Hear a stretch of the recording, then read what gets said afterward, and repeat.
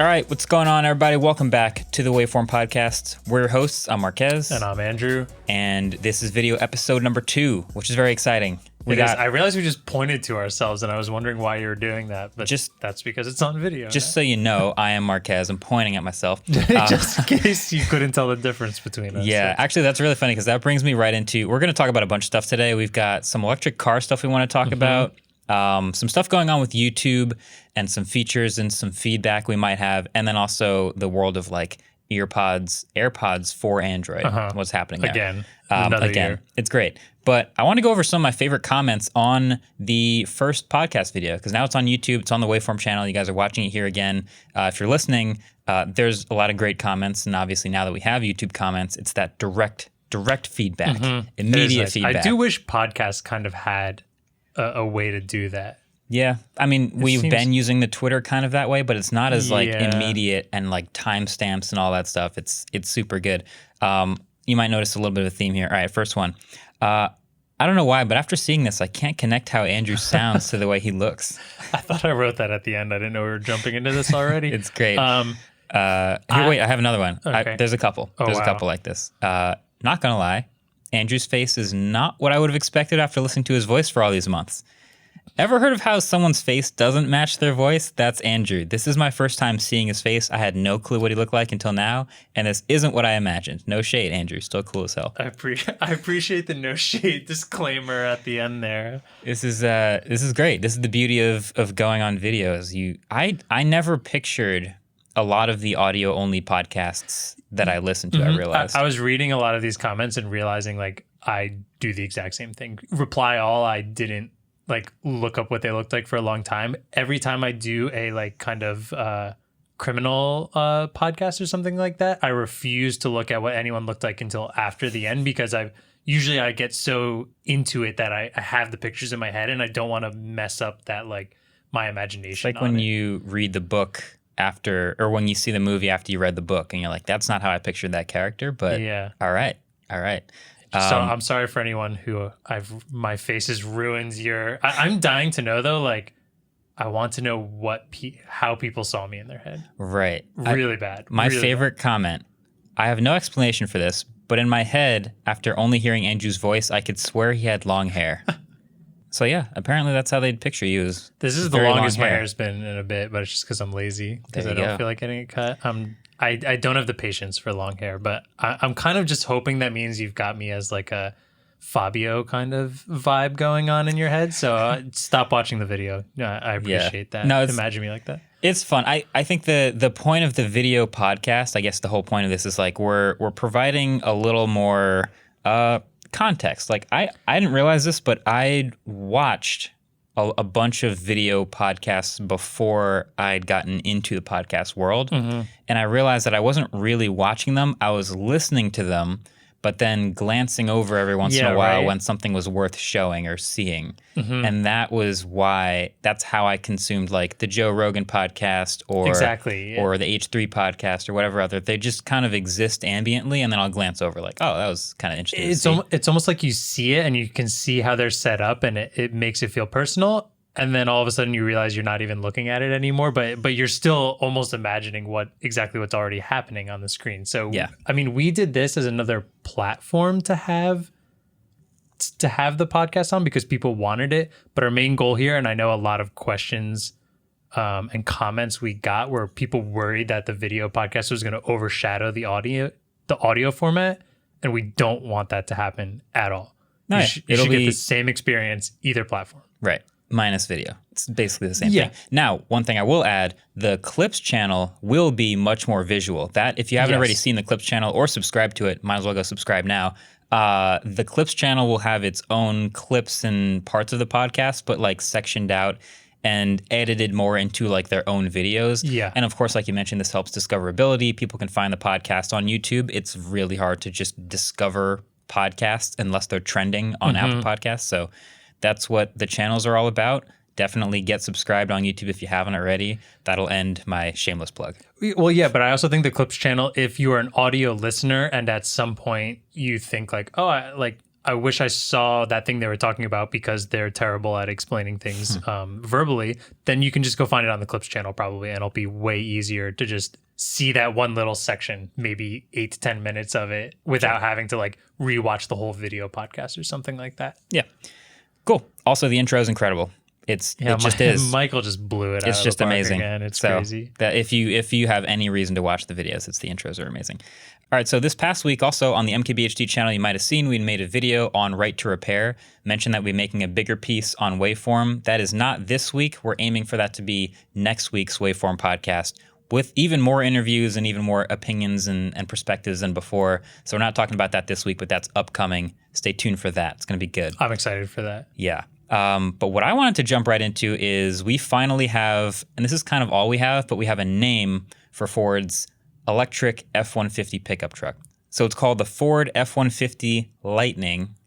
And yeah, that's kind of all we know. We don't really know much about the details, but I kind of have some thoughts about this. I'm curious what you think, but there's like two categories of names for electric cars. There is piggybacking on the established, already well-known name, and then some variation of it. Mustang, Mach-E, Taycan Turbo. We know what Porsche's turbo line is, so Taycan is turbo, okay. right? Or we have like the totally new name because it's a cool new thing and we have to. Audi e-tron, Tesla's models for that matter, or we'll talk Rivian, about another one in a couple Lucid minutes Air. too. Exactly. So that's, you know, F-150 seems to make sense because everyone knows Ford F-150. Ford F-150, deceivingly very popular in the U.S. I think it's the most popular vehicle. Vehicle, I think. Which is insane. So I fully expect, I would be shocked if they didn't name it some variation of it. So Lightning, yeah. Yeah, Lightning is like fine, I guess. I'm not for or against it. I think it 100% needed F-150. And while like this kind of doesn't sound like a lot of news, we've heard so many rumors about Ford and an F-150 line, and like that being, we've heard a million different pickups coming out, and even GM, is GM part of Rivian or investing in Rivian? There's a bunch of big investors in Rivian, Amazon. Okay, Amazon is. Either way, we were wondering when the F-150 comes out, because no matter how many Cybertruck and Rivians and whatever there are going to be, we all know the Ford 150 is going to be like, that means pickup trucks made it to EV because of how popular it is. And this is one that needed to keep its name. It needed to keep Ford F-150. I kind of wonder if they decided to go not with just EV after it, because... Nah, they don't want that. Yeah, they like, don't want that. I don't know. I think, so when they come out with this truck, because we don't know anything else about it, but I think this has to be better than the current F-150, like especially in the things that matter, for sure, to convert and matter. Because as soon you can picture this as like if the F-150 Lightning comes out and it has poor range and worse towing capacity than the normal F-150, that will confirm to everyone who had any reason to hate on EVs or not convert that they should not upgrade to an EV. They shouldn't switch. Yeah. So I think if you're Ford, and I think they already know this, but they have to make something about that truck obviously better for pickup truck buyers. I think it's going to be towing capacity and traction and power, because that's what EVs are good at. Just horsepower, but the ability to tow way more and carry more things. But I look forward to seeing what they actually make out of that truck. If I'm thinking about it right now, like, so something I haven't really thought about is like, there might even be that little added benefit to being able to charge it home, because pickup trucks have such terrible gas mileage. Like if you're just doing your average commute, not everyone in a pickup truck is towing something every single day. Right. So they still have to commute to work. I would love to just never have to stop at a gas station, because I'm sure they're stopping on a like half an hour commute. They're probably stopping for gas 3 times a week. Now you never have to stop for gas on your regular commute, and instead just supercharge for maybe some longer things. That sounds great to me. Unless you're traveling all over the state because you do construction and you have to go to a million different sites. Right. Then I see that as a drawback. But like just being able to plug it in every night and never having to stop at a gas station. It's a huge win for a daily driver. I never even thought about this, but like you use the truck for work and then you plug it in and you use your home electricity on your like personal bill. I feel like maybe there needs to be some sort of established like subsidy, or like your work will pay for this amount of your electricity bill, because it is amazing to wake up every day on 100% battery. Like that's super useful. But yeah, that's probably an extra little layer of consideration for like I drive a work truck. I need my work to pay for not the gas anymore, but $50 a month on my electricity bill. So when I wake up in the morning, I have 400 miles and I just drive. So hopefully if you're at a good company, that'll be a pretty easy decision to make between you. But I really do think like out of all the EVs that have been announced in the last 3 years, maybe, I kind of think this is one of the most important, if not most hyped, if that makes sense. Because not generally in the EV world, but I think this has the most potential to just like bring people into the EV world. And we haven't seen something like that in a long time. I know Roadster has incredible specs. I know Cybertruck is cool. I know Taycan is like a sports car enthusiast. But if we're talking about pickup trucks, there are so many people with pickup trucks because they just work and they have a very specific purpose. Yeah. And if you're taking that most popular one, if no matter if it's a pickup truck or whatever, if you're taking the most popular vehicle in a country and making it EV, you're bringing people into the world. And I'm super excited about that. 2 things on that. One, they've got to nail the price. I agree. This will be probably the most important EV yet if they nail the price. And if it's not, I think right off the bat, it will be insane. Yeah. And 2, this is something I just thought of also. Maybe its key advantage is durability, because this is something Tesla's talked about a lot with the semi-truck is like cost of operation per mile drops dramatically when you don't have to service it nearly as much like electric vehicles don't. So maybe that's the angle for the pickup truck. But you had another one on here you wanted to talk about. Yeah, this is one, I mean, I've mentioned it before. I enjoy Subaru as a car company a lot. I drive an Impreza and I love it, even though it's completely falling apart. But that's my fault, and it has 170,000 miles on it. So I can't complain too much. But we've mentioned on here multiple times that Subaru seems like the perfect car manufacturer to finally make an EV because of how environmentally focused they are. They announced it. The Solterra EV. So we were talking before about bringing in legacy cars and making it EV or a totally new name. Solterra. Totally new name. I believe, and I don't have the article in front of me, it is a mixture between the Latin words sol for sun and terra for land. Yes. Cool. So yeah. Look at me. I know Latin. Earth, wind, and fire. Yeah, no, Solterra, that makes a lot of sense. I don't think Subaru is going to do Impreza EV and expect that to hook. I thought they would have done Outback EV because Outback feels like their most popular. It is an SUV, so the picture is like the typical like like what do we have? We have the name and a picture this time? Sort of. It's like the typical like launch picture, which is like here's the headlights and the general outside of the car. Oh, silhouette. But like it's not total silhouette, but very dark, so you can't see. Yeah. And of course, it's driving in like the mountains by a beautiful lake. Sure. So it's going to be an SUV. I think it looks a little closer to a Forester, which if you're not familiar, Outback versus Forester aren't that much different. Forster's a little more SUV-like, has a taller hatchback and is a little taller and shorter, while the Outback stemmed from a station wagon and now is built up a bit. So it's longer.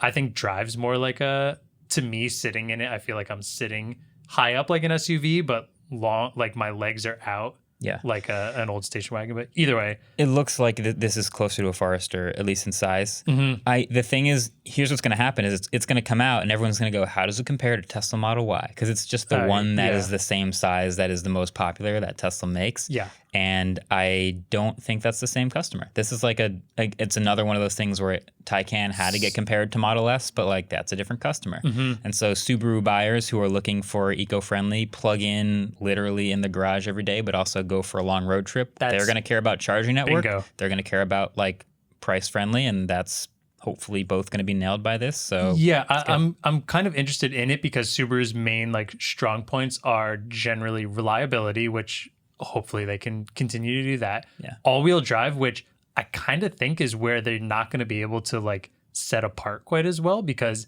in cheaper cars, all of their cars have all-wheel drive, and that's usually more expensive.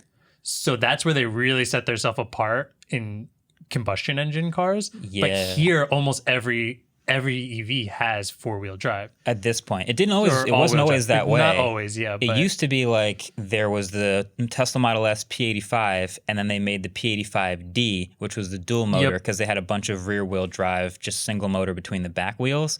Now, I don't think Tesla makes any single motor cars. I think the Cybertruck might have a single motor version.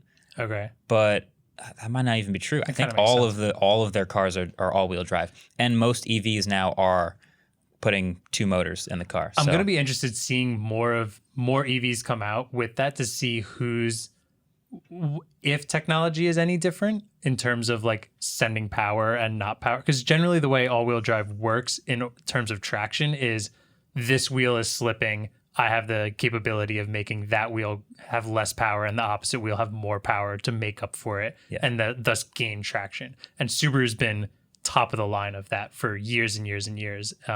So I wonder if they're going to lose a step here or lose a step up on the competition. I'm not totally sure. I think I would theorize that this is no longer a unique Subaru advantage. Exactly. Because That's what I worry in about. EVs where traction is computer controlled, literally every EV with dual motor all-wheel drive has better traction than literally every combustion engine car. Well, they're without still EV. using computers to differentiate. They are, but the all-wheel drive electric and motor power. instant torque and instant delivery of differences in torque is always going to be more responsive than what a computer can do controlling a gas engine. So the all-wheel drive traction of a Model 3 is world-class because it's a computer-controlled electric motor. And that's just going to be the way it is for all of them. Quick question about that. Is instant torque beneficial in traction? Because generally, immediate power creates too much spin in less traction, therefore potentially I think it's causing also more. it's micro adjustments that make Okay. it so good. So yeah, you do think of electric torque being like put the pedal to the floor, immediate maximum torque, and that's really cool. But I think the micro adjustments of like your right two wheels go through a puddle, like in the first like 80th of a rotation of the tire, the car knows it's in water and is already starting to adjust traction. So it's that super quick and computer controlled stuff. It's not a bad thing that they're all getting it. I'm happy they're all going to have amazing traction. What I'm excited about is when there's enough cars out there that they start comparing and seeing which ones are then now using this technology to really bring it to the best traction control possible. I mean, like we're going to see new things, which are going to be really exciting. You're going to see tank turn from a Rivian truck. You're going to see weird like torque vectoring parking tricks probably. But I want to touch on one thing you mentioned, which I think is the most important here in terms of people who are fans of Subaru, is that a lot of people who buy them generally buy them for the outdoors, for going on long trips because they have all-wheel drive, they're cheaper, and they have a lot of like space in them usually. And they have pretty good gas mileage for what they are as well. So range is going to be huge here. If this comes out with that, like, what was that one Hyundai that came out that had like 200 miles of range? I think it'll fall flat and completely. Yeah, it would seem sort of a counterintuitive for a Exactly. Subaru designed for adventures to have so short of a range that you're worried you can't pull it off. Yep.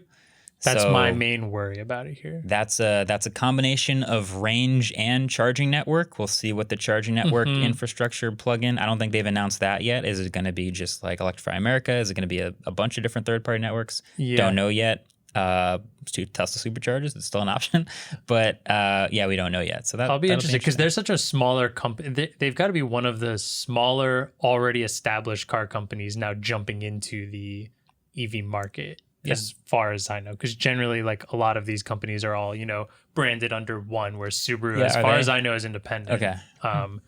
Which. Yeah, I'm surprised they're jumping in. I'm really happy they are. I think range will be huge if they could come out and say they have like a range similar to Tesla. Like this is where you compare Tesla to. So what would you want to see if you were going to switch from your Impreza? What is it? Yeah. What would you want to see on paper, at least, for range if we gave you, let's say, Electrify America? Honestly, the only thing I would care about is just like top range on it, top battery range on it. Because 400 miles? 400 miles would be fantastic. 380, 320. 320 is where I'd start getting worried. 290. Yeah, I probably wouldn't think about it. Okay, yeah. So here's the thing. Wow, we've talked about this for a long time, but I do want to say I was very hyped for this, but there are a lot of people on Twitter that were also hyped for it. I think they have a pretty loyal audience. Are they the OnePlus? Ben Schoon was like talking to me on Twitter for a while, and we were talking about what we were excited about. I was like, all right, cool. There's other people like in the tech business that are really pumped about this. But yeah, 400 miles would be incredible. Here, the thing though is like, if you want to say it needs range for adventuring, assume those adventures are outside of even Tesla's charging network. Right. Like, because if I'm living on like the west side of New Jersey, where between me and the studio right now, there's one Tesla supercharger. Whereas if you go south or north, there's like 4 or 5 superchargers. Yeah. So if I continue to go west into Pennsylvania, which is, if I'm not on a busy highway, I'm probably not going to hit a supercharger around there. Yeah. So like charging network is important, but I think top range is most important. Okay. Because I think it'll nail everything else. It'll have space, traction. Yeah, I think the design will be solid. They're always pretty good at designing like what you need. And for ruggedness, they're the exact opposite of that EQS that we saw. Exactly. They have the bare minimum stuff inside. Fair. Cool. All right. I want to talk about some YouTube features. Okay.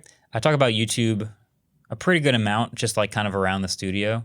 Probably it's been a while on the podcast since we've talked about it as a platform. There's a good amount of stuff. So here's what I'll give you 2 choices. So the new mobile quality selector or YouTube Shorts. Which one should we do first? I'm going to let you choose this one. All right, I can probably get this rant out of the way real quick for the mobile quality.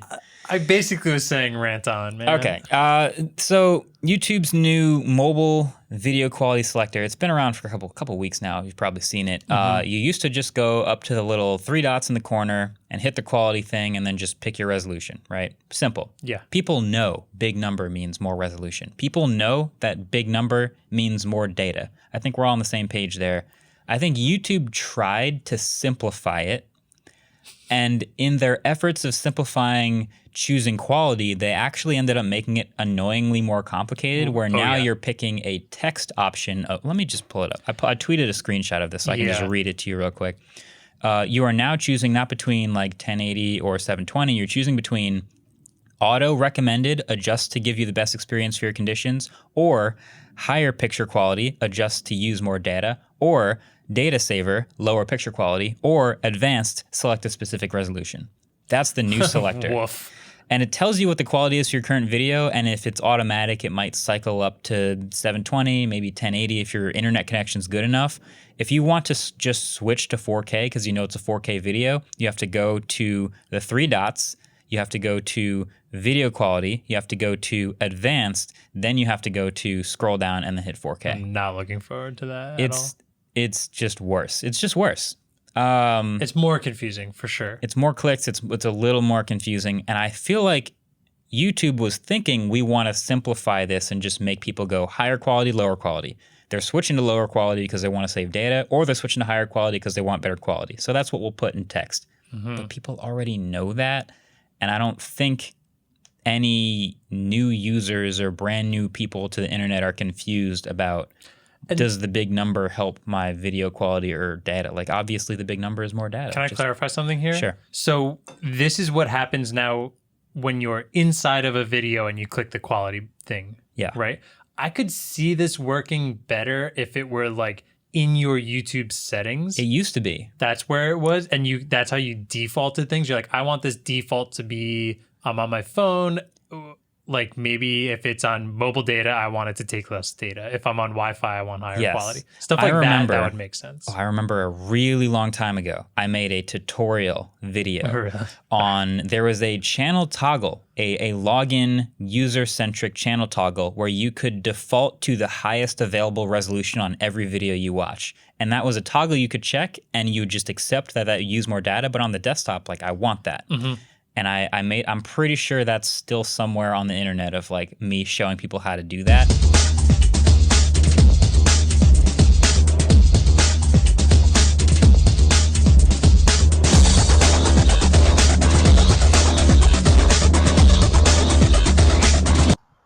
Hello everyone, YouTubers and everyone who's subscribed already. Welcome to another HD tutorial, and in this video I'll be showing you how to get your YouTube videos to always play in the highest quality without you having to choose it to do so. I'm the type of person to do that. I don't know if everyone's going to do that, but I feel like generally people know if they're watching a video and it's blurry, they're going to turn it up to the higher number. Yeah. So just one less click, higher number, easy. No more mashed potatoes. This is also the thing. This is the thing, though, is when YouTube gets to this point where they roll out this feature and it's everywhere, they've thought a lot about it and they really want to do it. So my real feedback, if YouTube's actually listening, is they're probably not going to want to get rid of this. I would say give us an option if we would like to just go straight to the resolution selector. That would just be easier for a lot of people. I think a lot of people would do that. And maybe some kid will make a tutorial on how to do it, and then one day he'll have a great tech channel where he makes all kinds of videos and reminisces about it. And then poops on YouTube on his podcast. Yeah. All right, wait, hold on real quick. Adam off camera, who's on the board, just brought up a great point. We're going to get him a mic so he can just like chime in straight away.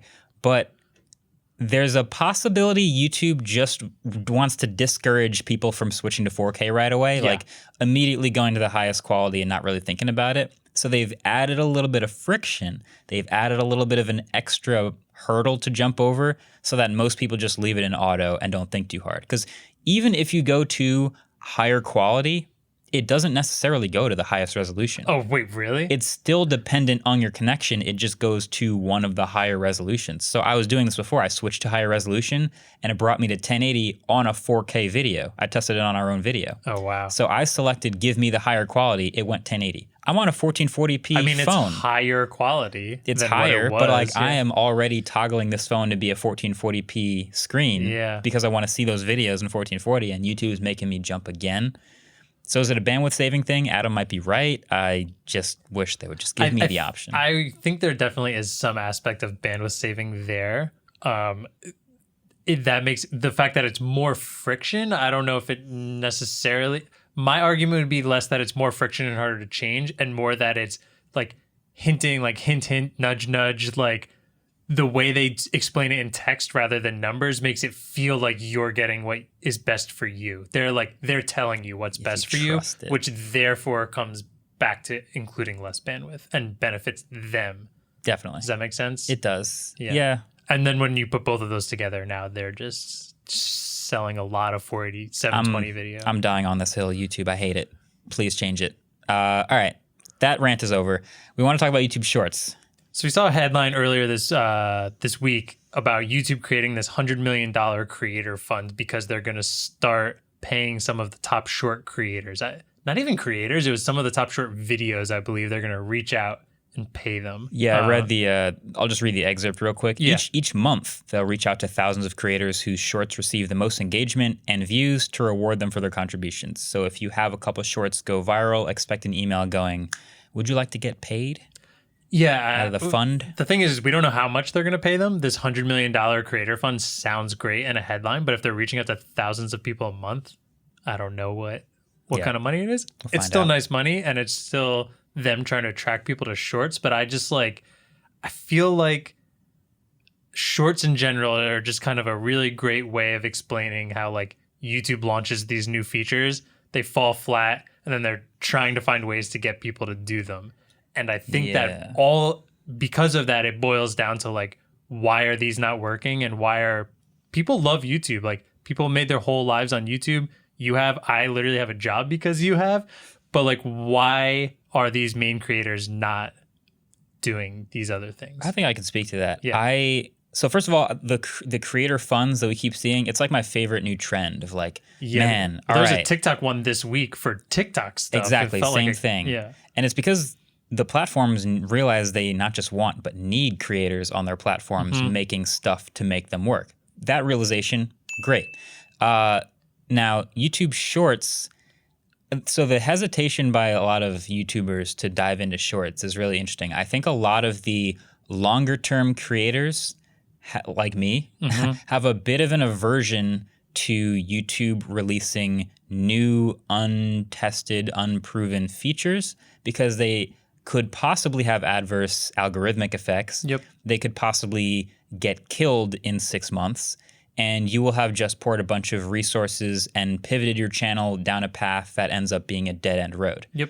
So the other end of that is if the feature works, I think there are a lot of younger creators or more nimble creators who will just jump right in and do a bunch of shorts or do a bunch of, what was the last thing, YouTube stories. I think that's might have been dead already. I don't see anyone post stories anymore. But they'll once they premieres. The thing is, they launch a feature like that and they have a whole plan behind it, backing it as if it's going to be the future of the platform. So when creators see that, they'll go, "Oh, okay, I see that stories is going to be a really big deal for YouTube for the foreseeable future. Let me pivot hard and make sure that's a big part of my content strategy."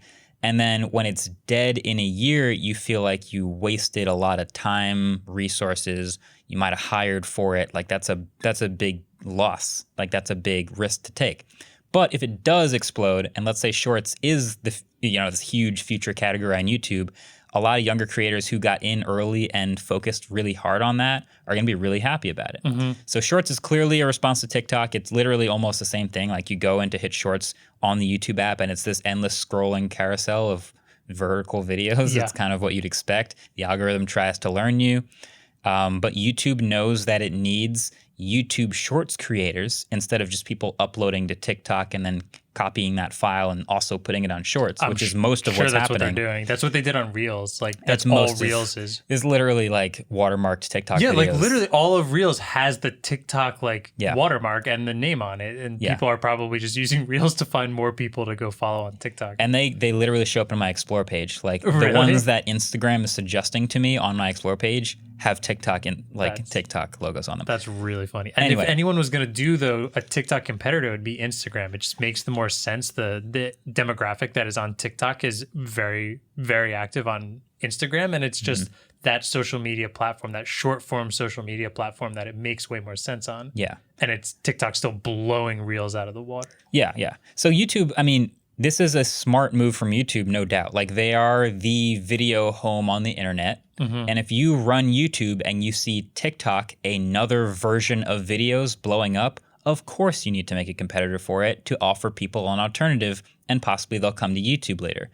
The question is, how do you get those creators to come to YouTube? Okay, well, we have a creator fund. We're going to start making it easy to monetize. TikTok is also still not easy to monetize, and they're also doing a creator fund thing, which is smart. But I think generally at the end of the day, the creators looking to make a job out of it are thinking about ease of monetization first.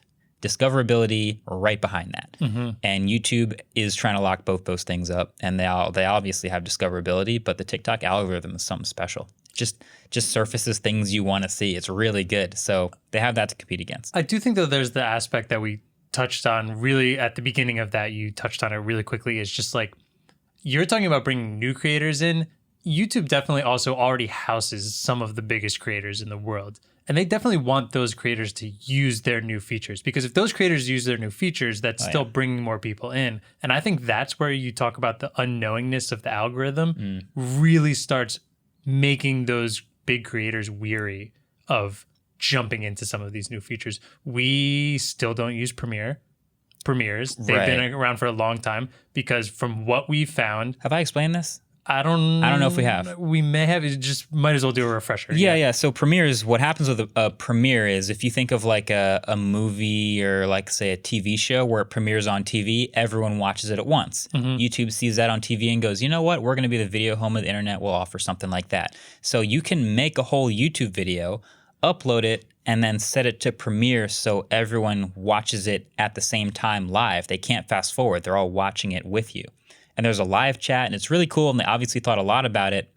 In theory, is amazing. It's in theory a great idea. What I noticed, because I've sort of stepped back and watched a bunch of premieres happen and saw what was going on with them, the impressions seem to plummet because of the first few minutes of the video going live. Because when you think about it, when a video shows up in your sub box, a bunch of people all click on it at once, and they all watch it, and then they leave.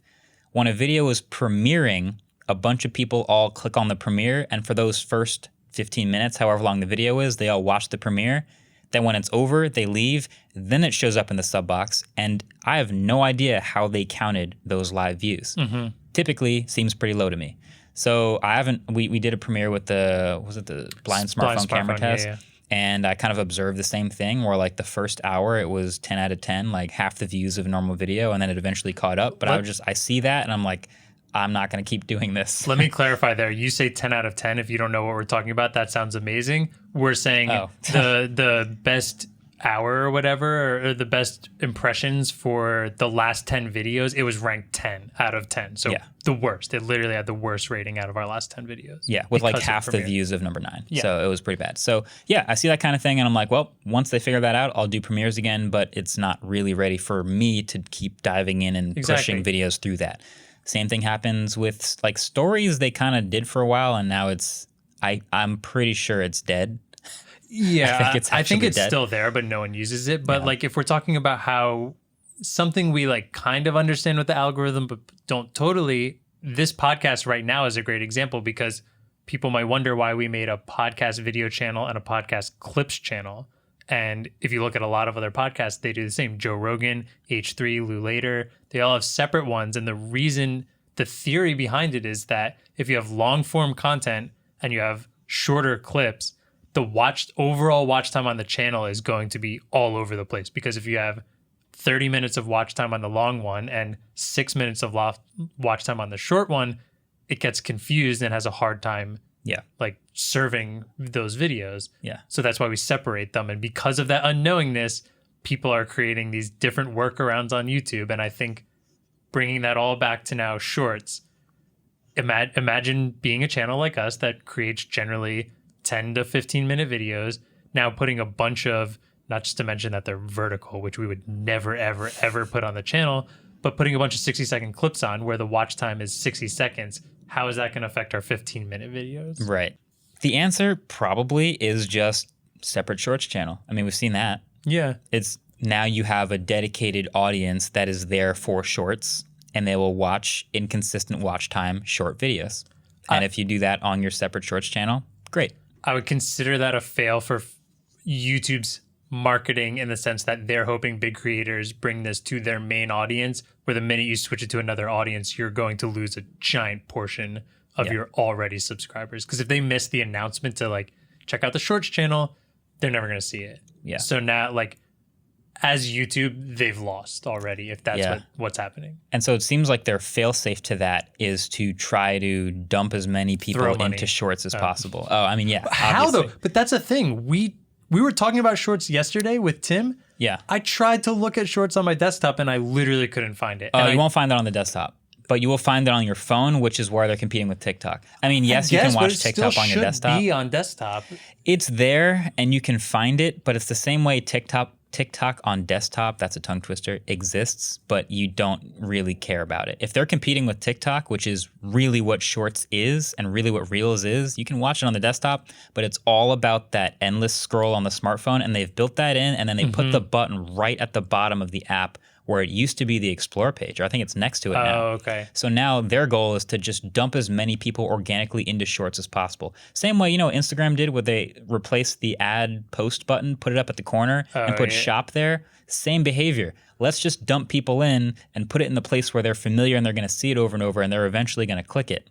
So Instagram, little weird moving around button placement like that, but that's basically what YouTube did. Get in there, get in Shorts, find stuff you're into, and then you'll be a Shorts viewer from here on out. I'm sure YouTube could figure out a way to put that on desktop. They're one of the social media apps that probably gets the closest to equal mobile and desktop usage. Like Depends. Instagram obviously is so far mobile. TikTok is even further mobile. I would argue Facebook now is mostly mobile, despite it originating on desktop. But like if we're talking about YouTube, I think they have probably more mobile users, but I bet that's much closer. I would push back just a little because I think it is oddly very specific to what type of content it is. And I think because literally Shorts is required to be vertical.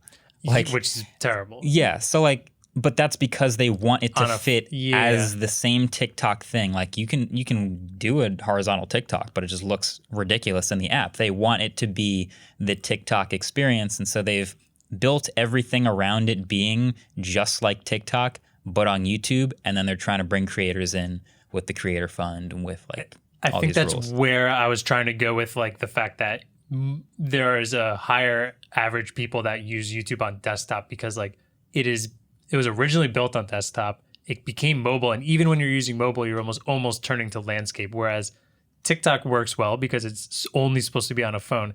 Reels worked okay because Instagram is still a vertical scrolling mobile app. Mm-hmm. YouTube is not quite that. It was developed into that. It's becoming good at it, but it still always has its heart and soul in the desktop version of it. Yeah. And that's why this feature just feels a little off. I think if they wanted to feel less off, they would have made it a separate app, like a YouTube Shorts app, so that you open it and you go vertical, just like IGTV. Yeah. It worked bad because nobody's opening that app. So they have to build it into YouTube. I just don't know how. Yeah. It's going to have to feel a little off because it's different from the rest of YouTube. But that's why TikTok took off. They should have just made a Clubhouse competitor. It makes so much more sense. I guarantee that's happening. I guarantee it. Do you think, though, because their whole shtick is video and Clubhouse's whole shtick is not video? If YouTube did a Clubhouse competitor, it would probably have like the little waveform video playing while you talked or something. It would look like one of those, you know how Twitter did audio tweets? Yeah. Where you can talk and it'll just make like an animation for you talking. They'll probably do that. I think there's a Clubhouse competitor where you upload your Bitmoji and that talks as it. Is that real? I believe so. I forget what it's called. I could figure it out. I think it's called Stereo, actually. Please. I think it's actually kind of an interesting idea. Just adds like one more step of personalization where you still get to have that, like, I'm talking to a group of people, but I don't have to like get ready or develop a set or anything like that. And it adds one more step of personal experience. I don't think it's a bad idea. I just don't think it's going to compete with Clubhouse. That's not the one feature that's going to make everyone move. Does it require, my core question is, does it require you to have your phone facing your face so that it uses the like animation face tracking stuff? Wait, before I answer that. Well, I don't know the answer to that question, if I'm being honest, but do you want it to have that or not? Okay. No. I would assume, just because I believe it's available on Android, that it does not do that it's probably just, I hear a waveform, I make the mouth move. Okay.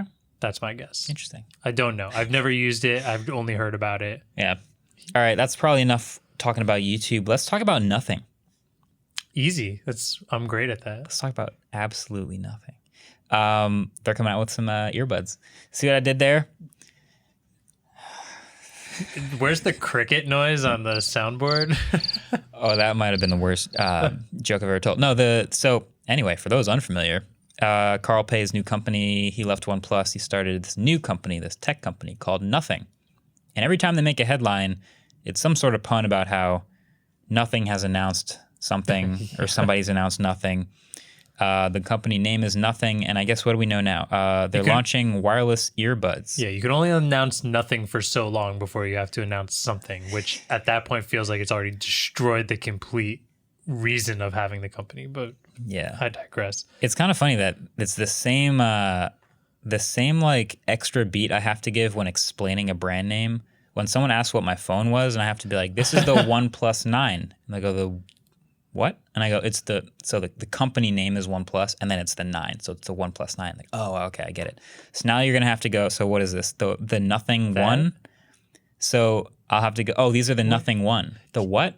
Oh, so the company name is Nothing, and then these are the one. So this is the Nothing One. That's a great realization, and now I just assume Carl Pei is going to continue to create companies, quit, and then name more confusing companies. This is the About 7.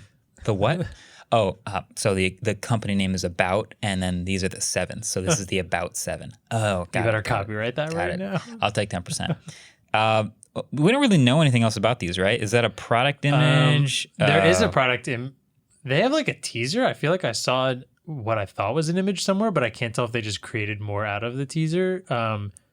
So what we do know is they're partnering with Teenage Engineering, which someone I knew nothing about until Adam explained it to us. And they make some really, really good looking design stuff. Yeah. So the image we have of these are kind of like the bottom part of the earpiece, the earbud that is like clear. They're just teasing it, like every angle. It looks really nice, but at the same time, like what I'm most interested about is Carl is somebody who's really good at hyping up products. He was obviously amazing at OnePlus. They built their whole ecosystem kind of based on like flagship killer low price. Right. So when I originally see Carl Pei starting a new company, I kind of think it's going to go in that low price route. The problem is Teenage Engineering is not that by any means. They are very expensive because they make super high quality stuff. So is this going to be super hype, high priced, beautifully designed earbuds, or this is going to be the OnePlus of earbuds that is cheaper with really great specs and competing against AirPods or Galaxy Buds Plus? I would imagine, I mean, that the vibe I got was closer to OnePlus just because Really? of like the teasing that I've got where it's like, look at all that we're going to deliver for you. But yeah, that is a really good point. Like the collaboration, because you see stuff like they collab with Hasselblad and now that the phone's more expensive. But does a collaboration with Teenage Engineering mean that this product will be more expensive? I guess. I don't maybe. even know if it just has to do with that they're collabing with Teenage Engineering, but if they're helping design it, they use very high quality products. And I think just literally based on what the build quality is going to be, sounds like it will be more expensive. So I'm going to go on the other side of the coin of that. And I'm going to guess these are expensive. Do we want to try and guess a price based on Yeah, let's guess. almost nothing? Let's guess the price. So we I didn't even You mean did to it do again. that. Let's go. Wow. So we know silhouette, we know company name, we know the name. They're wireless earbuds. I say these are $149. That's your cheap following in the footsteps of OnePlus? Well, not quite. No, they're not going to be like these cheap buds that you just Bluetooth connect to anything. I think they're going to go like, look how beautiful these are. They're transparent. They sound amazing, and they're only $149, but they sound like $499. I think that's going to be the angle. But Are there $499 earbuds out there? yeah. Really? There are $699. There are $1,000 earbuds. Yeah, there's but in-ear monitors. I was gonna say there's in-ear monitors and stuff like that. Yeah, But yeah. There's a if I were Audis. Audis are the. There's yes, like- I had those. They sent us those ones that like they weren't truly wireless. They just had wires. But Yeah. remember they were like they felt like they like crawled into your brain. Yeah, They sounded really good though. They And did. they were ridiculous. They did. And they were like open back also. They were really cool, but they hurt and they're really like bad after $900 like, or something. Okay. To me, if I were saying these are like trying to compare to things, I would say it's comparing to Buds Plus or Pixel Buds or Okay. Sony or AirPods even. So I would think 149 would be like right even. So cheaper to me would be 129. Okay. 149 I think is a good guess. I'm just saying I don't think it follows the like OnePlus playbook. So those competitors you named, Pixel Buds $159. Those are actually, I think those are 129. which is a bad AirPods example. Pro $250. Yeah, and AirPods regular 159. 159. Right? So Sony's they're in the are range. like are they 199? No, I think they're $299. Are they really? Sony XM3. Okay, maybe 149 is kind of OnePlus-y. Let me see that. Let me look it up just for clarification. The earbuds are, I think they're $199. The problem is just 180. like there's so many earbuds. It's really easy to get lost. in them. Sony's WF-1000 XM3s, the wireless noise canceling earbuds with a little bit of ANC. 178 at Best Buy. What's worse, having to explain to somebody that OnePlus is the name of a phone, or that nothing's, or just having to say a Sony headphone name out loud? It's if I'm trying to direct somebody directly to buying it, I hate the Sony name. It's like, okay, look for the Sony ones, and then they've got this long name, but they're black, and it says XM3 at the end, and they're like wireless noise canceling. Did you find them yet? Is that enough explanation? I could see like telling your dad to like look this up on Amazon, and he's just like, there's just a bunch of RAM on my screen, or like some random like motherboard because he just got all the numbers and letters wrong. I think I downloaded something. That's what's going on. Yeah, no, I think I'm going to stick with 159 as my guess. I'm going to go 199. I think they're going to be a little on the hyper side and more build quality. I wouldn't even be surprised at 250. Okay. There's also Pixel Bud rumors, which are also very light. Very light. We have a name and a color. Is that it? I think that's it. Pretty much all we know is like it's about the right time for them to announce. And there was this like Google Nest email that went out that accidentally showed I believe a green colorway of one of them. And we also, I think, saw a white colorway of one. I know there were ones that were white already, but they were white and black. I believe there's a rumor, a leak of a full white one. So the price is in the rumor. They're the A series or the Pixel Buds A series. Is the price in the rumor, or are they just guessing it based off of previous prices? They're guessing it based on previous prices. Yeah. But, we could probably guess again. So like Pixel Buds 2 that are out right now, $279. Wait, what? Sorry, that's Australian. I was going to 179. say they're not that My expensive. bad, Australia. Do not buy them for $279. Yeah, 179 for the Pixel Buds that are out right now. So does an A series cut that in half? Like when we see the Pixel 4a, that's a pretty cheap Yeah, phone. right. If it's A, does that mean it's going to be cheaper? It's weird that they would name it different and not just 3, or did they just? Right. I mean, they don't have the best track record. Pixel Buds 1 were hilariously bad. They're those ones that were supposed to like translate different languages for you, which clearly it was just the most typical like Google random like feature they throw out. Like remember the chain link fence like eliminator for photos? It's like, hey, we're gonna do this, and then just like let's never talk about that again. Yeah, it kind of got swept under the rug. Pixel Buds 2, I've heard people have had quite a few issues with. I think Adam is one of them. He said they disconnect pretty regularly. Yeah, I liked mine. I only used them for like a week, which obviously I won't have nearly as much experience with glitches, but I had like one phone connected and it was fine. But they're 179 and they're pretty premium. I'm going to guess Pixel Buds A, if they come out, are going to be $59.99. I'll go. I'm stuck between 99 and 129. Even though Pixel Buds are 129? 179? Current it's Pixel still cheaper. Buds. It is cheaper. I just less of a margin when you're like cutting price at that price already. True. I'll go 99. Okay. 89. We'll have to have somebody like write these down and fact check us and see if we get these right in the future when they come out. Wrong. Last one is another rumor, new Sony earbuds rumor. Yeah. So we just mentioned there's a little more meat to it, I feel like. So we mentioned the WF-1000 XM3s. I really like them, but they are like big, annoying earbuds. Like you have to sit down and listen to them because otherwise they'll fall out your ear because they're so heavy. Which is like, what's the point? If I'm sitting down and listening, I'd rather just have over ear.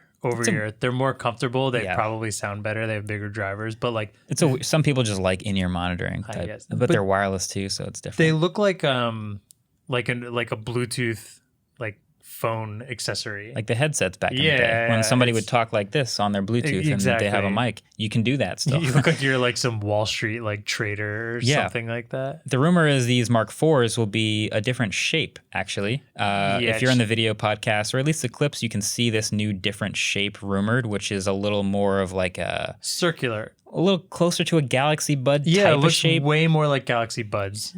I would say from just the leak, I mean, and this isn't confirmed, this is just a leak, but I'd say it almost looks like half the size. Right. I'm curious if they will have both the same sound quality and either the same or better ANC.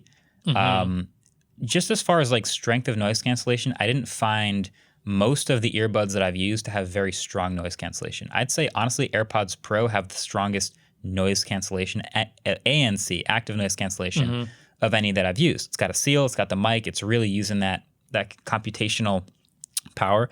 I wonder if that's going to be a big focus of these, or if it's just, hey, we made the same great sound but smaller, which is also fine. But I feel like if you're going to get more buyers, you want to do a little more than just that. I'm sure they'll probably say it's like 10%, but they'll throw some percentage out there that's not actually noticeable, and that like maybe some people will be like, oh yeah, this one does sound 10% better, and then just placebo. But the fact that it's smaller to me, which is like, I kind of want to go on a little rant here at the end of these rumors, because like, go for it. That is an example of the reason I dislike the majority of truly wireless earbuds that aren't AirPods.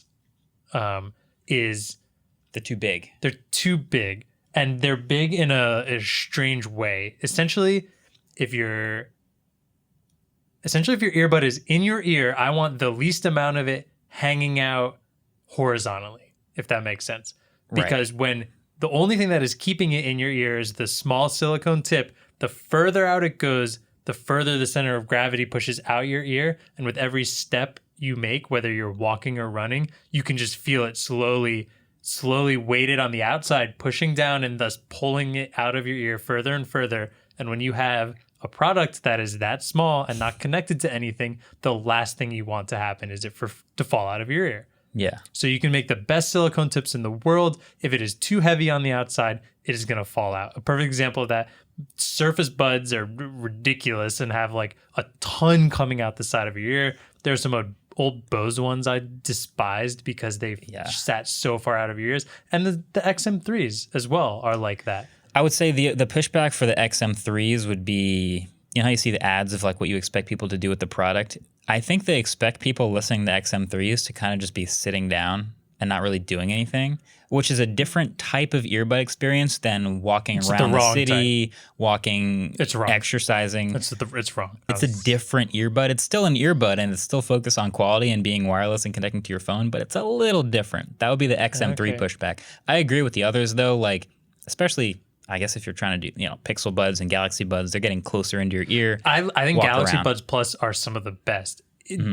They do come out a little bit, but because the main thickness is at the back part that's touching on the inside of your ear, the center of gravity is closer to your ear canal. Therefore, it doesn't feel like it's going to pop out. There's no wiggle as you're moving. I use the Jaybird Vistas, and the reason I've been using them for so long is because, and we test a lot in here. We get Jabra, Anchor, like everything you could ever think of makes it into the studio. And the first thing I do is try them on and like walk 10 steps back and forth. And I can instantly tell if I think they're going to fall out. The Jaybird Vistas that I have are amazing. They just they have a little wingtip, but not anything that's gigantic. And it's just enough to almost fit flush with my ear. Maybe that's a me thing. But I think they fit perfectly. Yeah. My theory is there's a different like target demographic. I'm thinking of like Surface Buds were huge, but you're just sitting in an office. I'll give that credit. That's supposed to be I'll give it credit for having a stupid capability of being able to swipe through your PowerPoint. It needs to be bigger to do that. Sure. Yeah. Why you would ever want to do that again, I don't know.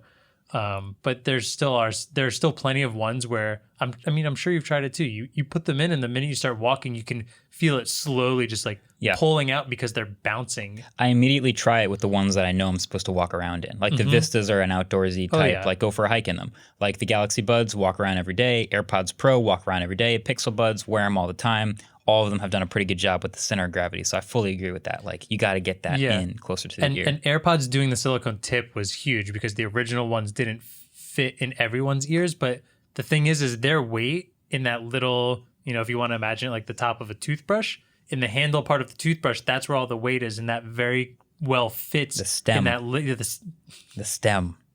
I'll call it a toothbrush. Okay. It fits like perfectly in that groove in the side of your ear, and therefore puts all the weight there and isn't pulling it out of your ear. The minute it starts pulling it out. Okay, that's a long rant. It's the main thing that when I test those buds that make me very upset. I'll leave you with one more thing. Okay. One of the best features of really nice headphones is a large spatial sound.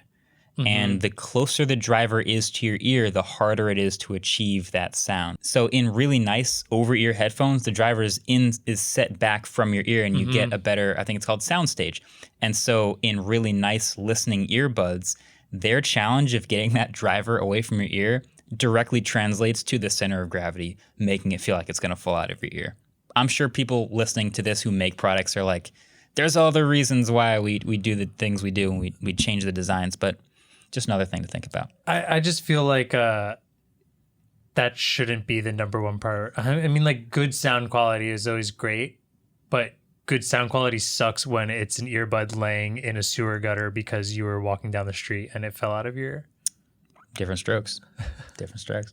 The other stroke's wrong. Well, anyway, I think that's where we'll end it. We've talked our faces off for a bunch of different reasons and topics and ranted, but again, if you're watching the video version, let us know like what you want to see done better, what types of stuff you liked and didn't like. We've changed the main angle a little bit, got this eye level a little more consistent. We dropped the banner behind us.